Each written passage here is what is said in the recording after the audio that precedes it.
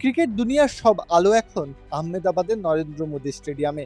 Indian premier লিগের mega ফাইনালে মুখোমুখি হচ্ছে বিরাট কোহলির রয়্যাল চ্যালেঞ্জার্স বেঙ্গালুরু ও শুভমান গিলের গুজরাট টাইটান্স।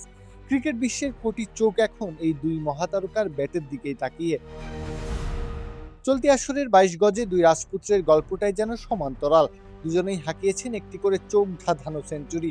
তবে রানের পাহাড়ে বিরাটের ৬০০ রানের চেয়ে কিছুটা এগিয়ে শুভমান গিল। ৭২২ রান নিয়ে বৈভব সূর্যবংশীর পরেই তার নাম।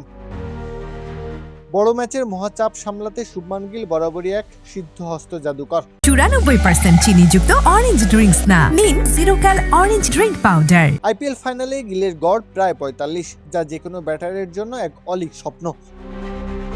২০২১ সালের ফাইনালে চেন্নাইয়ের বিপক্ষে তিনি খেলেছিলেন ৪৩ বলে ৫১ রানের লড়াকু ইনিংস। আর ঠিক পরের বছরই রাজস্থানের বিপক্ষে ৪৩ বলে ৪৫ রান করে অপরাজিত থেকে গুজরাটকে ট্রফি জিতিয়ে মাঠ ছাড়েন এই ড্যাশিং ওপেনার। ঠিক এক রাত আগে দ্বিতীয় কোয়ালিফায়ারে রাজস্থানের বিপক্ষে গিলের অপ্রতিরোধ্য সেঞ্চুরি যেন আবার হুঙ্কার দিচ্ছে।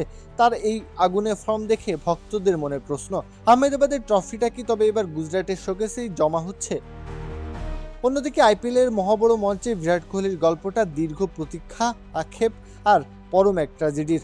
২০০৯ সাল থেকে আরসিবির হয়ে মোট ৪টি ফাইনাল খেলেছেন আধুনিক ক্রিকেটের এই মহারাজা, যেখানে তার মোট সংগ্রহ ১৩৯ রান আর গড় ৩৪-এর সামান্য উপরে। দীর্ঘ ১৮ বসন্তের প্রতীক্ষা শেষে গত বছর ঘুচেছে বিরাটের ট্রফি খরা। এবার তার সামনে লড়াইটা হলো সাম্রাজ্য ধরে রাখার।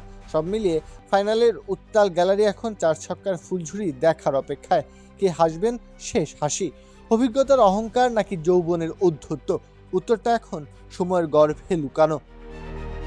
প্রত্যহ কাব্য, খেলা ৭১।